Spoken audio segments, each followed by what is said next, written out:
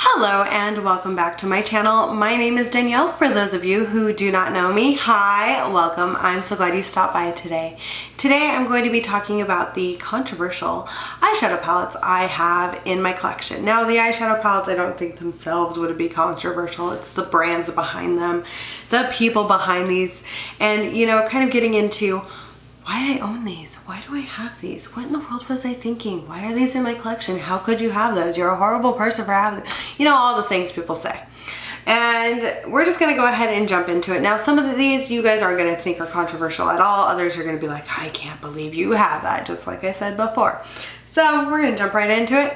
And I'm gonna start with one of the brands. I think I have another brand that would be considered more controversial than this particular brand, but I have two Jeffree Star palettes, and as you guys know, I am not somebody who would go through and purchase the Jeffree Star palettes. I'm not a big fan of Jeffree Star, things like that. Then why in the world do I have these? Why do I have these? Why are these in my collection? I had a lovely subscriber offer to send me a ton of makeup. She sent me a bunch of things that I had been kind of wanting to try along with these two palettes because she wanted to see me play with Jeffree Star and kind of hear my thoughts on the quality and how I felt. And her and I have talked, you know, I kind of didn't want her to send them to me. She, you know, we went back and forth and things like that. And they're in my collection because she was so generous, not because I was begging anyone for them or anything like that. I had a few people or not comment, but message me on Twitter going, you probably begged to get those. You probably asked somebody to send them to you, or you probably bought them yourself, or you probably did this. I did not buy these. I would not. I do really like them. It's kind of, you know, one of those things where I'm like, I really like these, and they're in my collection, so I am going to use them. You will probably see them on my channel from time to time, and I'm sorry if that offends you. I know I've had a lot of people unsubscribe to my channel because I have these palettes, and that's fine. That's your prerogative. You're allowed to unsubscribe. It's fine. But just know, didn't purchase these. They're in my collection. I own them. I have two Jeffree Star palettes. Sorry about it. They're not something that I'm going to get rid of or anything. I'm very thankful to the subscriber that sent them. Ella is amazing. Or Ellie, I think I called her Ella. Ellie is amazing. I'm sorry, is amazing, and she is such a sweetheart. We talk all the time on Instagram and things, and you know, that's kind of where we kind of connected before she kind of started watching YouTube videos and things. So she sent me those. It was very sweet of her, along with the Natasha Denona palette and a few other items. So very thankful for those. And yes, I own two Jeffree Star palettes. My name is Danielle, and I do not like Jeffree Star, but you know, tried them out, have them in my collection. The next palette that I have, this is actually a Christmas gift from my grandmother. It is the new Nude palette by Huda Beauty. This palette is so pretty. I can't help it. It's so pretty. As you guys can tell, I use it quite a bit. Dip into the shades. I wear this palette a lot. Now, is this something I would have purchased for myself? Probably not. I don't even think I asked for this palette. I know I asked for the Sephora Pro palette that I got, but I don't believe I asked for this one. I can't remember. But I don't believe I did, because I think I would remember asking for it. But Huda Beauty is controversial for various reasons. She had a whole blog about bleaching vaginas and all kinds of weird things, and then, you know, just some comments and things that she made about people, about different things. Like, she's just kind of controversial in and of herself with some of her opinions, thoughts, and things she's said. So, you know, kind of on the same vein as why people don't like Jeffree Star all the time. So, yes, I do have this. Huda Beauty is controversial. I don't own anything else from Huda Beauty, and I'm not really planning on picking up anything else, but I do really like this palette. And it's kind of like one of those things with all of these palettes that I'm just like, oh, I wish I didn't like it, but I do. So, yeah. Now we're going to step up to the brand that I think a lot of people think is more controversial than Jeffree Star. Are you ready? Can you guys guess who it is? I bet you guys can guess. If you guys get to this point, leave your guess down in the comments, because I think you'll be right. Are you ready? Are you sure? Here we go. Kat Von D. And Kat Von D is controversial because she's an anti-vaxxer. She's made some racist things. She's done some shady things, and yeah, I said shady, not the other shady. So this palette I purchased before the whole everything drama with Kat Von D came out, with the not vaccinating her child who she married, the whole anti-Semitic remarks that came out, all of that, you know. And it's one of those things I wish in my earlier YouTube days that I kind of did a little more research into things and didn't just buy products for the aesthetic, if you will. So I have this palette. This is the Divine palette with Kat Von D. And I absolutely love this palette. I like it more for Divine, you know, drag queens, things like that. Guilty pleasure of mine. But I bought this one, and I own it. It's not something I'm going to take out of my collection. I do use it from time to time. You probably will see it on my channel just because I have it. The next one is the Saint and Sinner palette. It is this giant palette that I have in my collection.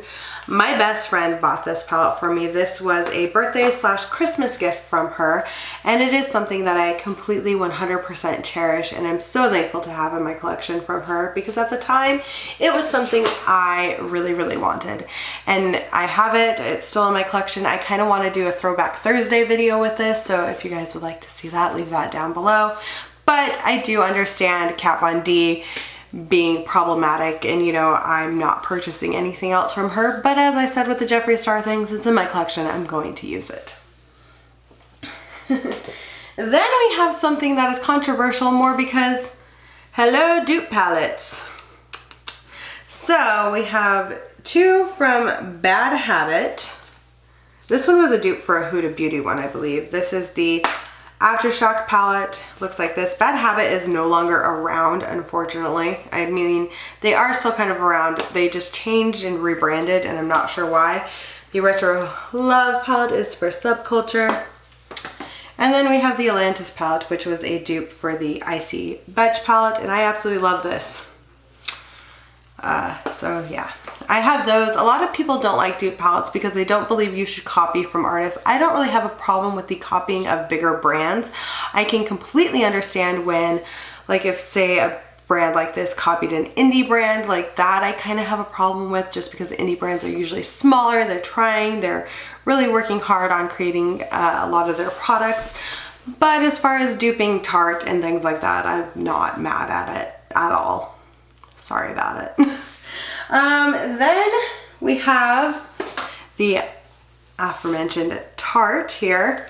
I don't purchase anything else really from Tarte. I get a few things in subscription boxes from Tarte, and that's really kind of where it's at. This I got in a subscription box. It's the Tarte Rainforest of the Sea Volume 2 palette. And I used the crap out of this thing. I still kind of use it. Every now and then I'll use this to kind of, for the powder in my brows if I decide to do powder that day. And then we have the Tarte Clay Play palette, which I have been using more as I've been getting more into kind of like playing with contour and stuff. I don't contour all the time, and it still smells like chocolate, so I kind of like that. Raven, who is no longer doing YouTube, and I'm sad about it. I am. I'm gonna miss her on YouTube, but we're friends on other social medias and things, so I still get my daily dose of Raven. Sent this to me for my birthday. It was so sweet of her, and I still have it, and it's something that I use when I'm doing a more neutral look. When I have to do a very neutral look, I'll grab this palette. The next brand is Too Faced. Now, Too Faced is kind of one of those brands that I think is just popular to hate sometimes, but they have kind of made some. This is the gingerbread palette, and then I have the Just Peachy Matte palette. I really like this one, you guys, a lot. I like it a lot. Too Faced has kind of made some interesting choices, remarks. I mean, the previous owner kind of had some interesting things go on. The one thing that rubbed me wrong was like the whole like what was it, the birthday cake about rich people or something like that. And I don't know, they just have things that I'm just like, eh. They either go super cutesy or like disgusting. There's no in between with Too Faced, and it's just really, really weird. And they have some, again, controversial things that have come out, and so a lot of people don't like Too Faced. I only have 2 things from Too Faced. I'm not somebody who reaches for all of the Too Faced things, just because they kind of ill me out. Then we have these 2 here. The Morphe Jaclyn Hill palette, and I think anything with Jaclyn Hill on it is controversial. And if you guys don't know anything about the whole Jaclyn Hill lipstick gate thing, I call it lipstick gate because, I don't know, it just sounds like it should be called that. But, you know, the whole having disgusting metal pieces, hair growing on lipsticks, all of that controversy with her brand that she's trying to launch. Yeah, it's a little ridiculous. But I have the Armed and Gorgeous palette, which I am really liking because, hello, fall colors. And the Dark Magic palette. Yeah, so I like them.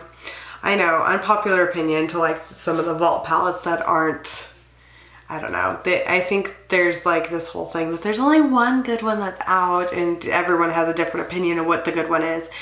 Anyway, with the Vault palettes, from what I've seen here on YouTube. But anything with Jaclyn Hill right now is a bit controversial and a bit kind of like, why do you have that? Get rid of it type of thing. Jaclyn Hill. So those are all of the items I have in my collection that can be considered controversial for various reasons. I mean, you have Jeffree Star, who's controversial all over the place just because of, you know, racist comments, to Jaclyn Hill, who had little hair growing on her lipsticks in her brand, and I mean other issues with Morphe. She always has something go wrong with a launch, let's be real. Sorry, that was a little shady, but it's true. Anyway, I hope you guys enjoyed this video. Please give it a like, subscribe to my channel if you have not already. It does mean a lot to me. And I hope you have a wonderful day, night, wherever you are, and I will see you in the next video. Bye!